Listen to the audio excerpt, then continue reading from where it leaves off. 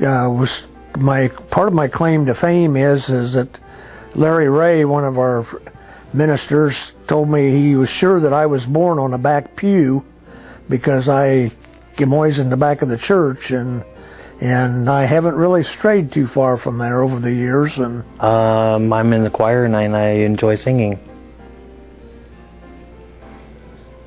Were you married in the church, or? Yeah. Was married down here where the office party is down there, where they count the money and stuff. That part, that used to be chairs on where the window is now. It was a doorway. Morning. And your name is? Joyce Grand-Lenard. Nice to be with you today. Oh, well, I love this church. I love the music, and Max, he's just fantastic, and the choir, I enjoy that so much. And the people. So what can you tell me about your stay here at the church? What can I tell you about my stay here at the church? Well, I'm happy to be here, and I've had all my children baptized here, and I hope to have my funeral here, and what else do you want to know? Of this church, and the people have really been very kind and loving to me and helped me out different times when I've needed it, and that's why I love them so. People here, and I feel so comfortable. I remember the whole church used to be here. Oh. They'd go down, not there anymore. I got that book at home. Oh, okay. That whole church. It's become a very integral part of my life. I'm from Wisconsin, so I haven't been here forever. I've only been coming 2.5 years to this church. I didn't live in Bluffton the whole time. So we taught the high school or the teenagers in Sunday school sometime along. And yes, and we did something that we still get good comments, good feedback from. We took the young people, the youth, to different churches to experience how other people worshiped, and then came back and had a discussion. And we still get feedback from those same young people that how they enjoyed, how enlightening it was to see other people in the world.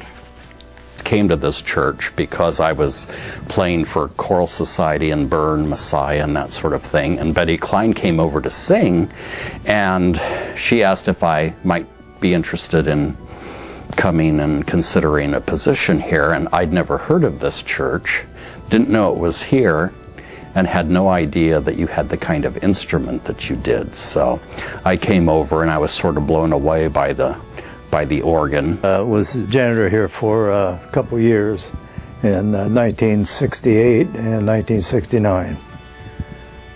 Just a short period there of a part-time job I had. So. And I understand you volunteer for Kate's Kitchen? Yes, yeah. I was one of the first volunteers to start cooking when we started doing that, and I think if I got the year right, I think it was in 2005.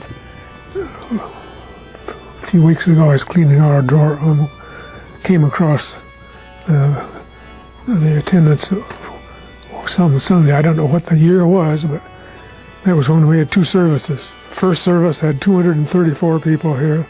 Second service had 187 people here. Attendance of 421 that Sunday.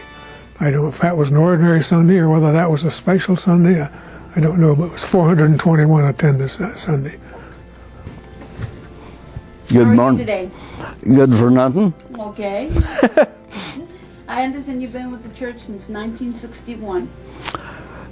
I guess, but I've been with Methodist Church since my mother carried me into Oakland Church on 18. Wow. So I've been in there 90-some years.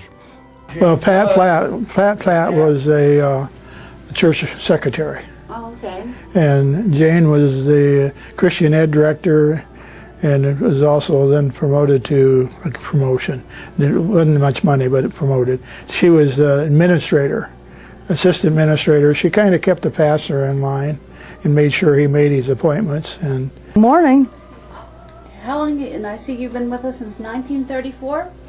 No, I have been with you since 1924. 24. Because I was born in 1924, and I am the 4th generation of my family that came to this Methodist church on this spot. It's been years ago. I was just a young lady, married lady then, and they came and asked me, I'm an artist, and they came and asked me if I would be willing to do, in the nursery, paint a mural. And so I said yes, I would be glad to do that. So I started painting in the summer. I decided to do Noah's Ark with, I did it huge. I did a big ark so I didn't have to do as many animals. One Sunday, LG was talking about, it was close to Thanksgiving time, and he was talking about people not having Thanksgiving dinner.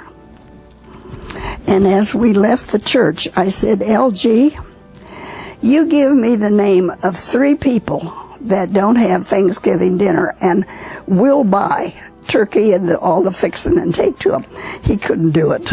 I said, okay. Enough said, and that was the end of it. Oh, he was a character. To a new community, my mother and I soon became members of the First United Methodist Church. She was quite involved in the music as a soloist and eventually as director of music, and she remained that until 1969 when she retired. During my early days in the church, I was active in the youth activities. I remember being a member of Epworth League and spending meaningful and fun times at Epworth Forest, particularly at that nice little Bluffton cottage that we owned at that time.